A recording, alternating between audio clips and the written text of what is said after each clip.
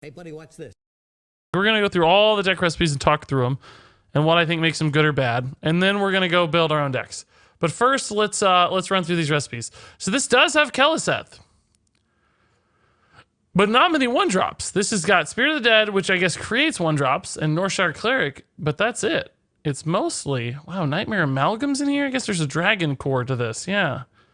It's like got a dragon deck a little bit. Scale Worm, Duskbreaker, Nightmare Amalgam, Acolyte of Pain for card draw, Power Word Shield for card draw. So really it's not, it's really more of like a mid-range deck that just occasionally gets a huge bump from double Surrender to Madness, where you just have these crazy big minions. Regis better. Tell your twin to step it up. What's the difference, Blue Zombie Blood? Does it seem materially different? I'm curious. Does one stream seem less or more engaging than the other? That's what I need to know. Oh, he says, JK, I love you at any time. All right, there you go. So this is the idea on the deck recipe deck. I don't know. I don't really feel like this swings hard enough. Like, just getting +2/+2 on a Cobalt Scalebane is like, all right. But it's not like amazingly different, you know? In other words, the bigger the minion that gets buffed by Surrender to Madness, the less percentage of its relevance is applied to the mana cost. So it's like, you know, +2/+2 on a 5-drop is not nearly as impactful as putting that +2/+2 into the field on a 1-drop. If you play 3 1-drops, you're getting +6/+6. If you play 1 3-drop, you're only getting +2/+2. So it seems like you could potentially infuse a lot more of Surrender to Madness's power into the board a lot faster if you had lower cost minions. Of course, the challenge there is keeping up enough cards in hand so that you're able to play it out quickly, or in fact drawing enough after you've played your Surrender to Madness, and not just having a totally dead deck in the meantime.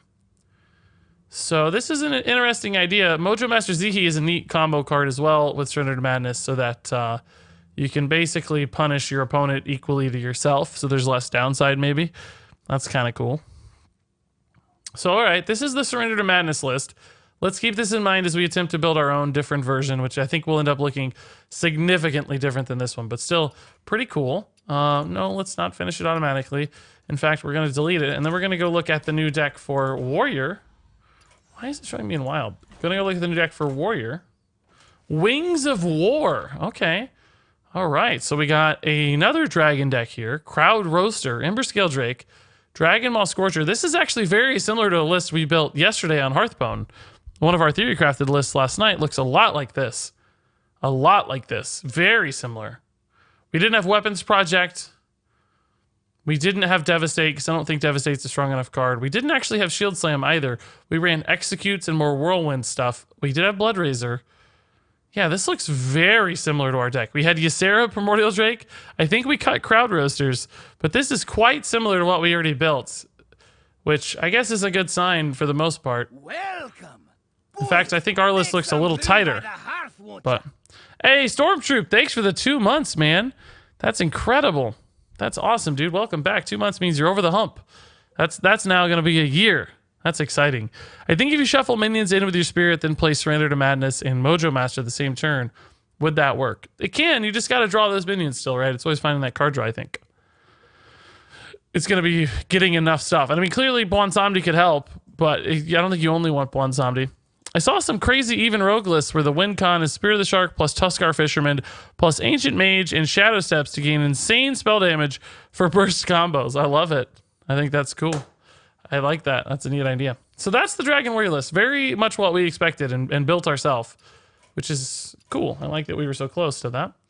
Well, let's delete that. Now we're going to look at the Shaman deck recipe. Big Bad Voodoo. This is a evolved deck with Unstable Evolution, Thrall, some big stuff like your Giggling Inventor. Rabble Bouncer is a cool idea. You can play it early and then evolve it later. I like that idea a lot. You can play it real cheap and then evolve it to turn it into something cool. It also seems to have some token style, which we've seen before, like Token Evolved Shaman has certainly been a viable archetype in the past. I'm surprised Wartbringer makes the cut. I don't like this card as much as most people.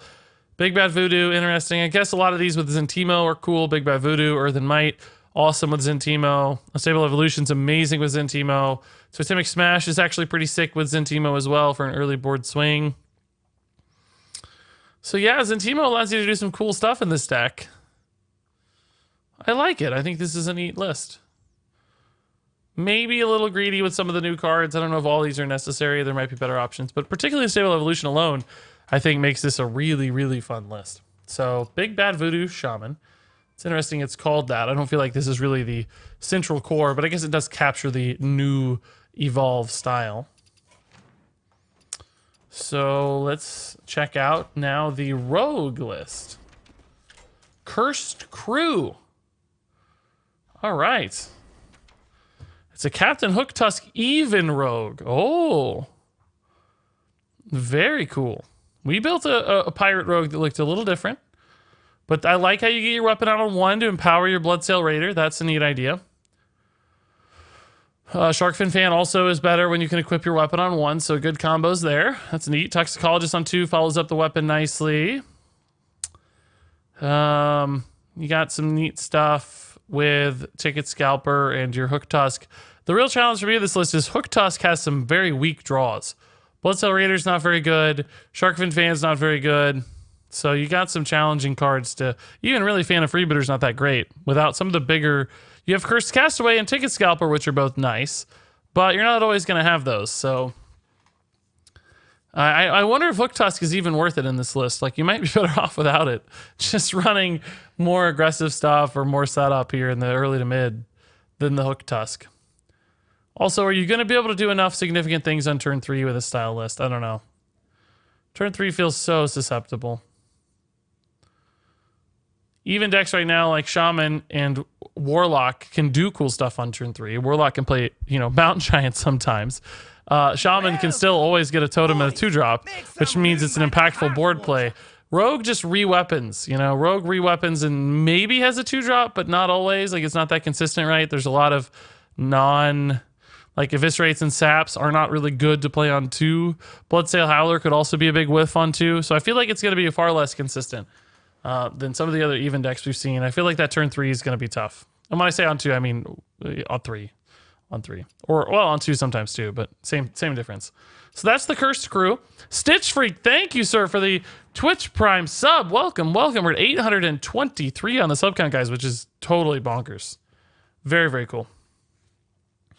Very cool. Okay, that was the Rogue deck recipe. Why is this not... I'm not reading. Okay, there we go. Let's read the text. What do you think of the do Whizbang then? I don't think it'll still be very good because these won't end up being the best decks, right? These won't. But we're just looking at these for kind of inspiration and to see what's out there, just to kind of get a feel for what could be made, color our own decks, and just because I think this is cool to look through these if you haven't seen them yet. All the new cards put together is a neat thing to see. So here we have a Shirvallah deck. It looks to have some heal buff stuff going on. Kind of a control deck with a lot of buffing elements. So you got Shirvallah, of course. You got big spells like New Challenger, but only 1. Spiker Steed times 2 for Shirvallah. Sound the Bells for Shirvallah. Oh, it's got Immortal Prelate in it as well. So you got some... It's basically like... try to silence me, bro. So you got Immortal Prelates to silence. You got Spiker Steeds to silence. You got Lanessa to silence. I think this is a neat idea for sure. I'm not sure I like Farrakei Battle Axe more than just Valenier. I feel like Valenier would be amazing with Immortal Prelate. So I think this is probably just like we need to put new cards in the deck, but I think a Valenier might be better here. I don't like this card that much. Spirit of the Tiger also, I mean, it has some things to work with, but not that many. I guess Spiker Steeds is probably enough. Wouldn't hate seeing like a second New Challenger, though. I might cut both Battle Axes, put in a Valenier, put in another New Challenger. Because I actually think New Challenger is going to be a solid card, guys. I think this is going to be cool in a Shirvallah style deck, but only in that. But good removal with Wild Power Equality, early game disruption, buffs. Yeah, it's a cool deck. I like it. I'm a little surprised no Corpse Taker makes the cut. Just so good with all these buffs and all these Lifesteal Divine Shield minions. It's so good. I can't believe it didn't make the cut, but is Ashmore worth it? I don't know. I guess you do want to find your Shirvallah at some point, right? And she's pretty good at drawing Shirvallah. Because if you know your Shirvallah is discounted, like you want a really cheap Shirvallah. So maybe Ashmore is there for that. But yeah, I do feel like this deck's probably not going to have quite enough pressure to it. It's fairly defensive for what I think might need to be a little bit more of a mid-range pressure style. No, I guess you can outvalue a lot of stuff with Immortal Prelate, so maybe not. Maybe there's just enough value here. Because if you just keep drawing this as a giant, crazy threat, it might get there. Okay, so, whoopsie daisy. Oh, this is easier anyway. Hunter's new recipe. Let's see what it is. Animal Instincts. Animal Instincts for Hunter. So this is a Halazi the Lynx list. Runs Spirit of the Lynx as well. And it's really just kind of an aggro, mid-rangey hunter. A little more mid-range with Savannah Highmane, but pretty much a standard kind of mid-range hunter build with Halazi and Spirit of the Lynx in there. Baited Arrow makes the cut as well, ×1. Shieldbreaker makes the cut. This looks pretty similar to a list we theory crafted last night. We built a mid-range hunter that had Halazi and the quest. So we kind of went for a quest line instead of a spirit line. I thought we thought spirit probably just didn't offer enough value or enough tempo really either. Just not a good card maybe. Just 2/2s off Halazi or whatever weren't really worth it. So we didn't put spirit in here. This is committing the Lynx and the spirit together, which have all of these done that so far? No, they've not all been Loa decks. The warrior deck wasn't a Loa deck. But still a neat little list. This probably wins games just off Hyena and Spring Paw sometimes. That alone is such a sick combo that I think this list could definitely find success. Okay. So now let's take a look at the Druid deck recipe, the Feral Frenzy. Oh man, we got Gonk the Raptor. This looks a lot like the list that was played on stream from what I saw. Well, I don't know for sure. No, I guess there was no swipes in that deck I heard, so this must not be it. I think they try to keep the deck cost low. That's probably true. Don't forget to check the older deck recipes too. Spellhunter has Baited Arrow and Zul'jin now. Oh, I didn't know that. Oh, they got updated too. Okay. I see. I don't know if we're going to do that just because, I don't know. These are more interesting, I guess, but I have 1, 2, 3, 4 dust. Oh, you're right. That's kind of cool. How do I have so much dust, by the way? That's nuts. I didn't know that. I thought it was dumb when they said in the live stream that they tried that 8-mana Warlock spell, Destroy a Minion, cost less with more minions on board as a 7 cost, and said no because playing the Gul'dan DK could make the card 0 mana. Destroy a minion. It's not have a minion. Is it destroy a minion? I don't even remember which way the card works now. Now you've got me questioning. Are you saying destroy? I thought it was have a minion. It's have a minion, right? So it would go down to 0. I'm confused, Arcam. I'm confused. Is it destroy a minion? Oh, it is destroy a minion. Okay. Oh, no. Destroy minion. I'm saying the condition is not destroying minion. The cost reduction is not. Oh, no. Okay, hold up. I am confusing the wording here. I know that the effect is destroy a minion. I'm talking about the condition to cheapen it. That's having a minion on board. Yeah, I gotcha. I understand, guys. We're on the same page. So Dark Am, what is your complaint here? Playing the Gul'dan could make the card 0, so they moved it to 8 mana. That sounds logical to me. I don't understand, because you can get 7 minions back from Gul'dan, which would make it down to 0. So they put it to 8, so you couldn't play it. Why could they have kept the cost at 7 mana? Explain what you mean, Dark Am. Because I don't think I understand. If it was 7 mana and you had 7 minions, it would be 0. Right? Isn't that what we're saying? I'm confused by where this is going, I guess. There's 7 spots on board. They didn't want people to be able to go down and remove the same turn. Yeah, I understand, but they achieved that, right? Are we saying they didn't achieve that, or they could have? It being 0 would be incredibly overtuned. I agree. I know all this. We're on the same page. I think Dark Am is saying it's illogical or something. Or you're saying it would have been fine to play. Oh, I got you. Okay. I thought you were saying the math didn't add up. I was very confused. I thought you meant like the math wasn't adding up. I thought you were saying like they could have kept it at 7 mana because the math. You're saying it just wouldn't have mattered. I'm okay with that too. 7 mana would be fine. Whatever. I don't think that card's that good anyway, so it doesn't really matter. But I hear you now. I get you. So this is a Gonk deck. It has a lot of hero power synergy and attacking synergy like Shark Fin Fan. I just don't know if Shark Fin Fan's worth it when it's really only good with Gonk. Like, it's okay with your hero power, but not really, because you don't really want to be spending 2 mana to support this. Like, Rogue gets so much farther with each 2 mana on these attacks. It's like this only gets great with Gonk. So I don't know about that. Pounce too, like, I just don't know if this card goes far enough either.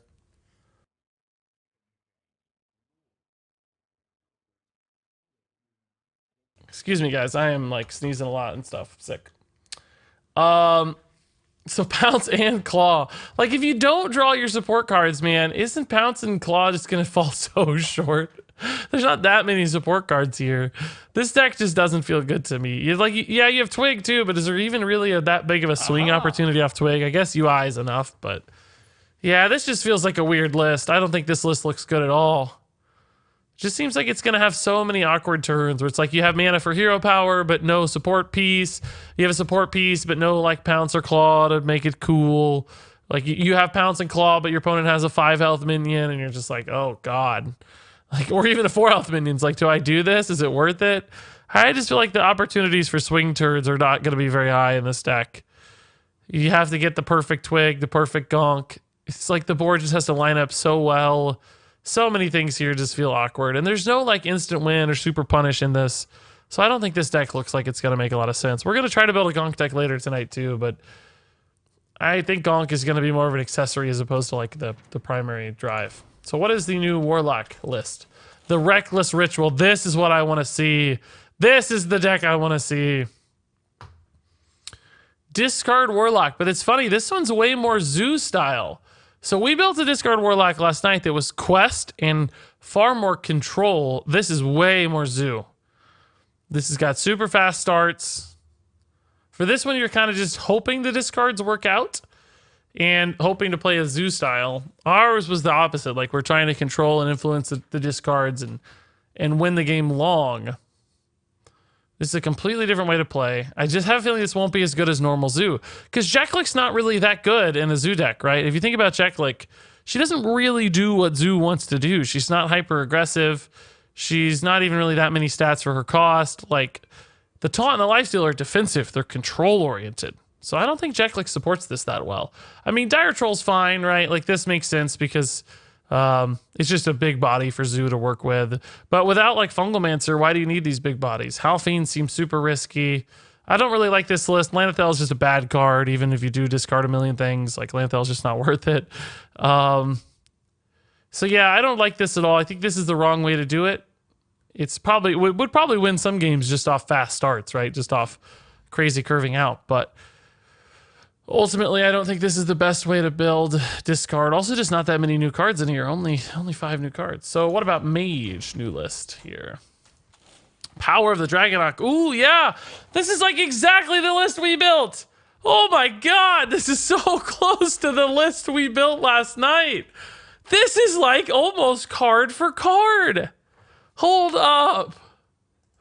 Hold up. Let me see the list we built last night.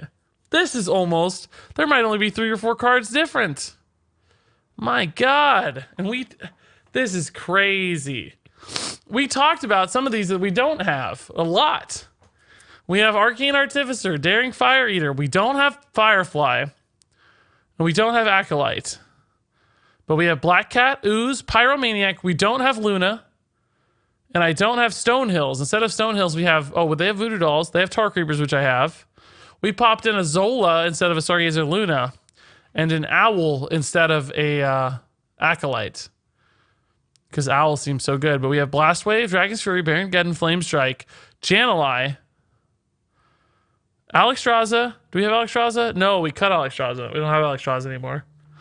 But we have, of course, Baku and Jaina, but very close. Probably 25 cards are the same there as the list we built. So I like this pretty well. I gotta say, I like ours better, though. I don't think Acolytes is necessary. We have a little bit more. Oh, we added in the 2 5/5 card draws for elementals. The what are they called? Bonfire Elemental. Because I think you're gonna have enough card draw between Pyro and Black Cat and all these other things. Like, I think you're gonna have enough card draw. And then I think Owl is really good to ping and good for the Blast Wave, which I think is important, which we added an Owl in. And just silences are going to be handy in this meta, I think. So I do like our list a little better, but that's pretty good. Warlock had another new deck, did they? Are both of these new? Oh, it is. Well, I mean, it's got new cards in it, like somebody else said. I guess we'll go look through all these. Let me finish off looking at the. Oh, we did finish off looking at the other ones. So let's go back through and look at the revised second decks. This deck only has the Devastates added in, which I just don't think is worth it. That doesn't look that good to me. I mean, this is a weird list anyway, but Devastate doesn't make it better. And then this Shaman, the old list, has Totemic Smash and Reign of Toads added in. That's a weird list too. Just a worse version of Shutterwalk, and these don't even help. They might make it worse. The old Rogue list has the Undertaker and Walk the Plank added in. Interesting. There are some bad death rattles for Undertaker, though, unfortunately. Or at least some that aren't that amazing. There's a couple good ones, too, though. So I think that's a fine inclusion. If you can activate it with Necrean Blade immediately, that's a great play. So that's cool. Shaman had, or excuse me, Paladin had Ferrokai Battle Axe added in. Terrible change. I don't think that helps the deck at all. And then Hunter had Zul'jin and Baited Arrow added into the Spell Hunter list. Those are probably good changes. Baited Arrows, probably just rather have 2 flanking strikes personally, but it's fine. That makes sense. And then Druid had Tree Speakers added into this Tree and Druid deck. That makes sense, I guess, but still looks like a pretty weak list. I don't think the follow-up is there. It's pretty bad with Living Mana in particular, I guess. Well, not necessarily, depending on the game, but you don't typically want to transform your Living Mana trees. And then for Warlock, we had Spirit of the Bat, Arena Fanatic, and Hyreek added into this demon list with doubling Imp and Serenite Chain Gang. So lots of ways to buff your dudes. This is kind of a cool list. This is going to look a bit like a list that we're going to build tonight, probably. I think we want to build a Hyreek list, which I think this is a cool way to do it. I don't know that Gul'dan is necessarily the right thing to have at the end here, but other than that, a lot of this does make sense. The buff cards are certainly there.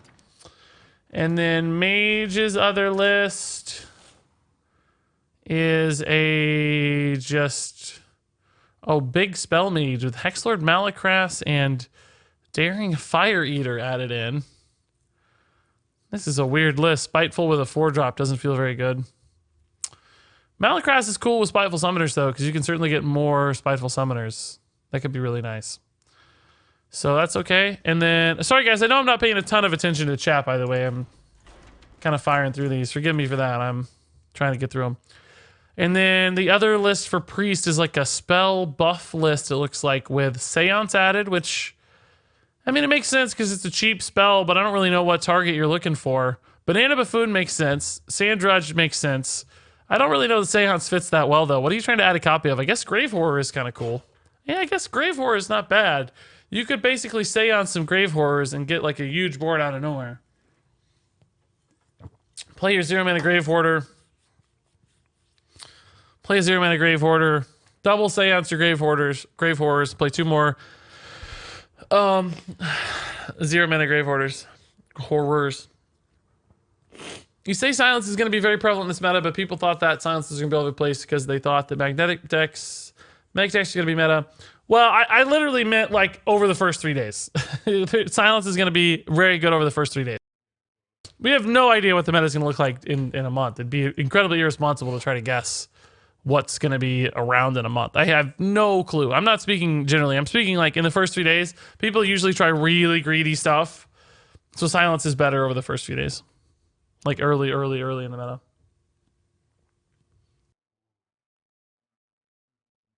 Sorry guys, I keep like coughing and sniffling here. I gotta No, not your bad. It's a good question. That's why I read it, man. I'm not dismissing it. I'm just explaining. It's a good question. No need to apologize at all. It's my fault for not being more clear in my language, if anything. So, that was an insightful experience. That was helpful to see all those.